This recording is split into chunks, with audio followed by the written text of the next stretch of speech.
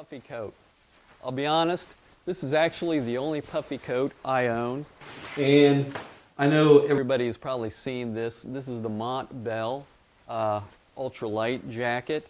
This is in green, and it's actually in a size large. Now, I'm not a big guy, but this is fit for smaller people. Montbell is actually a Japanese company. And if you look in, you'll see on the inside, it is made in China. However, the sizes are different. The sizes are large, US, Europe large, Japan XL. Now, actually, I got this as a gift, and I asked for a size medium, thinking that would fit, because most of the stuff I wear is medium.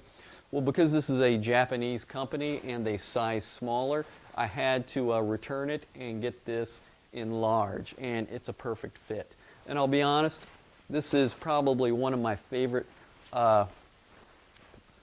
warm-up jackets. I've taken it all over the place. It folds down into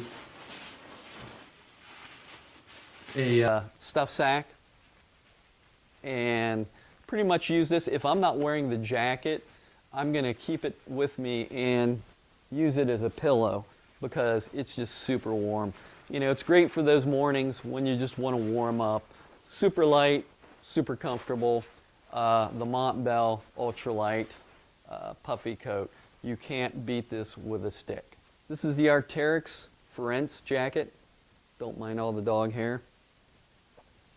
I love this jacket. It is comfortable, super form-fitting, really nice. This is not a cheap freaking jacket, ladies and gentlemen. This is an expensive jacket. However, I did not pay full price. As you know, all Arc'teryx items are pretty much at a premium.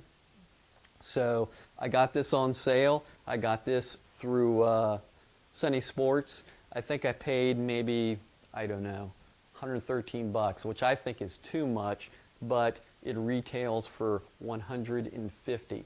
This is a really good go-to jacket that I wear if I'm going to go someplace that's just a little cool, like it dips down to the 50s, and I don't want to bring my puffy.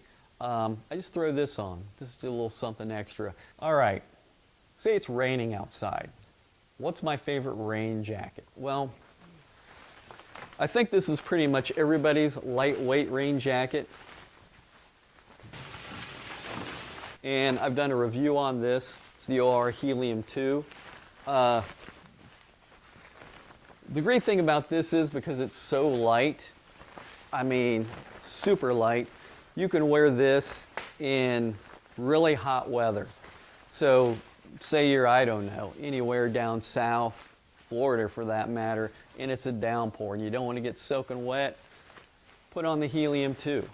Now, I've worn this in temperatures up into the 90s where it was raining, and it kept me dry, which is great, but it doesn't breathe very much. Now, they make a version that does breathe with pit zips. I don't have that. I have the Helium 2. To be honest, I mean, as light as this thing is, and then it packs into its own pocket. It's made out of Pertex. So this is Pertex Shield, which is a good product. Yeah, the Helium 2, that's the jacket you need for pretty much 3 seasons, in my opinion. All right, it's wintertime, like it is right now. It's a cold rain, it's 40 degrees, maybe it's colder, maybe it's spitting snow. What are you gonna wear? What are you gonna put on your body? Well, once again, like everybody, I layer. Well, I go with Arc'teryx. Now, this is actually a layered system of mine, but they're both my favorite things. When it's real cold out and you need a liner, the inside jacket, and I have a review on this jacket. This is the Atom LT, and this is a really nice synthetic lightweight jacket. And what I do is I take the Atom LT and I throw it inside of the Arc'teryx Beta SL Hybrid. Now, for whatever reason, they make 2 versions of this jacket. I don't understand it. Arc'teryx does some weird things from time to time. They're Canadian after all. The hybrid has pit zips. I mean, I don't want to pay the kind of money that it would cost to buy an Alpha. The Alpha series, the Alpha AR series, that's like a good $100 or $200 more. All right, let's start getting into the packs. Now, I know a lot of people out there are super weight weenies. I am not one of those people. I try to keep it light, but I'm not an ultralighter. I just don't see the concept in being miserable. Because to me, super light, ultralight is just miserable. Yeah, I wouldn't do it because I haven't found any products that I like that are at a reasonable price. And as you can see, I'm willing to pay a few dollars for my gear, but the ultralight stuff I think is just too much. This is the Osprey Atmos 50 AG, and I really like this thing. A buddy of mine has, I think, the 65, and when I looked at it, I'm like, oh, you got to be kidding me. You know, that thing is just, it's crazy, right? Well, primarily I was thinking that because of this waffling system they have on the inside, and then I had to return a pack that I reviewed on this channel because it just didn't work. It was sliding around on my back. It wasn't comfortable. And my buddy said, hey, you need to check this thing out. So I did, and when I traded in that pack at REI, I looked at this and I said, you know what? This thing is damn comfortable. And without a doubt, it is the most comfortable pack that I have. And comfort on the trail makes it easier to hike long distances, and you know, you're not worrying about how much weight you're carrying when it's comfortable. And it has this weird kind of Cobra style mesh that adheres to your body, and it doesn't make it as miserable as it would be on something else. Now, I've taken this to I've taken this on a couple of trips, and I think there's some starting to get some holes in it. Yeah, up top, just from roughing up against some rocks. Took it to Moab, to Canyonlands, where I spent 4 days. But that's the hardest trip this thing has seen. But I really like this pack. 50 liters is enough for me. You can go with the 65 if you plan on going on longer trips. But I just really like the pack for what it is. And I like the color too. It's pretty cool. It's kind of a burnt orange. And this is a medium large. And like I said, this is the Atmos 50 AG. Now this is the Gregory Baltoro 65. And this is a load monster. Let me tell you, I love this pack. You can do all kinds of things with this pack. And you can even take off the top and use it as a day pack. It's the belt's inside. It is heavy, but you know, you can take off the top and you can ditch that or carry it as is. It's going to be heavy no matter what. But the great thing about this pack is the way the hip belt shifts with your body. I wore this the last time I took this to the Adirondacks and hiked with the dogs, and this thing was awesome because you could put a lot of weight in it and carry it for a long period of time and still be comfortable. And that's the big thing, being comfortable. It doesn't matter whether you have lightweight or heavyweight. It's about comfort. How is the comfort on the trail? So for my money, if you want a bigger pack, that's going to carry a lot more gear, the Baltoro 65 by Gregory is a great pack. There's just not enough that I could say about it. You know, when you want to upgrade to a little bit larger, a little bit heavier pack that has a crap ton of options, and you know, the lash, I mean, the lash points on this thing are incredible. You know, you can lash things on the bottom. Obviously, you can stick things in the sleeping bag component. The top, you have all kinds of places to stick stuff. So, for my money, for a multi-day trip, like a 4 or 5 day trip, If I have to have a bear canister with me, I'm going to go with the Baltoro. All right, you need something to put your gear in, and you don't want to get it wet. I have a preference for the Sea Summit. I like these little sil nylon bags. These are super light. And I'll be honest, I have like maybe a half a dozen of these little nano bags, and things stay relatively dry. If you're in a long, steady rain and you don't have a pack cover, yeah, your items are probably going to draw a little bit of moisture. But you know, once again, that's what a pack cover is for, to help deter that. But I love these. These are super light.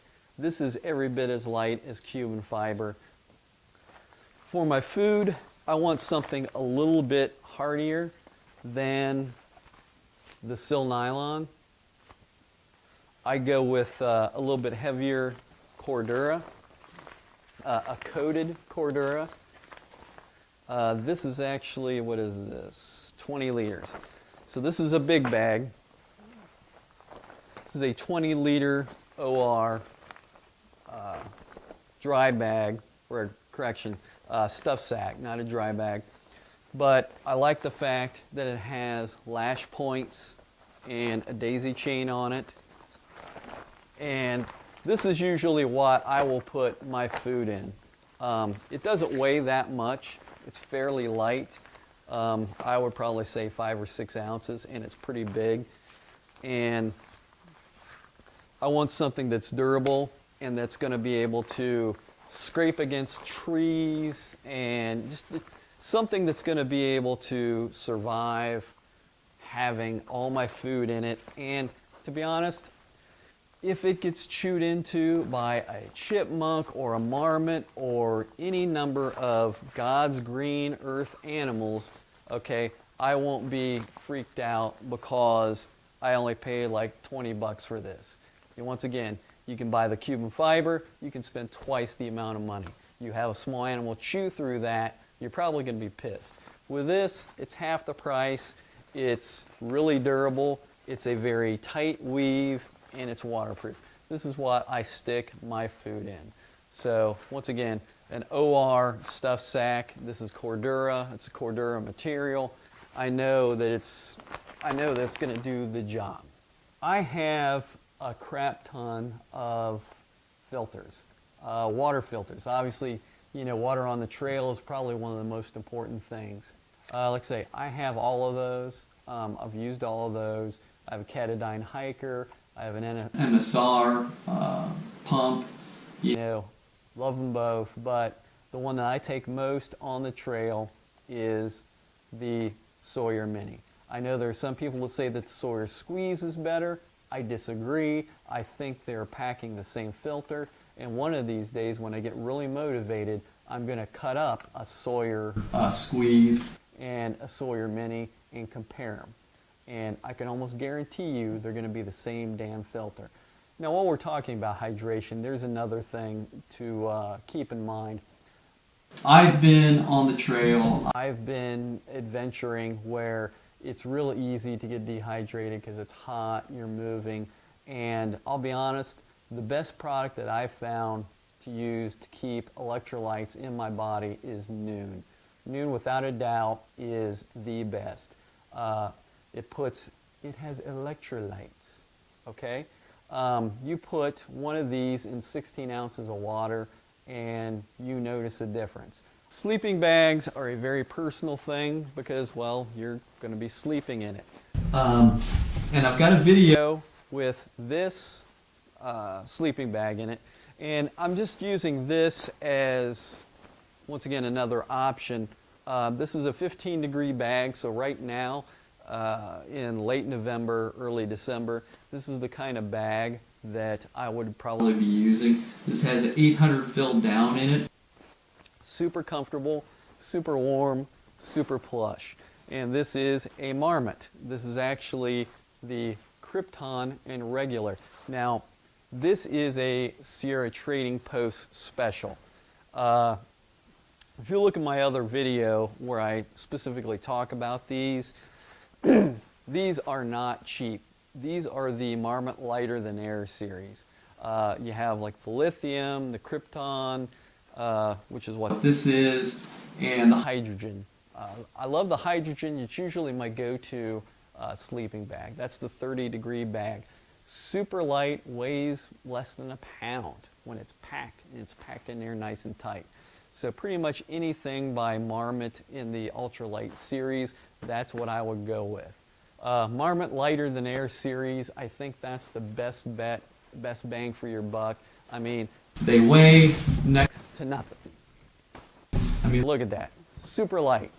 That's the way to go. You're going to pay a few bucks, but you're going to be investing in your warmth out in the cold. The last item is the Thermarest NeoAir. This thing is freaking awesome.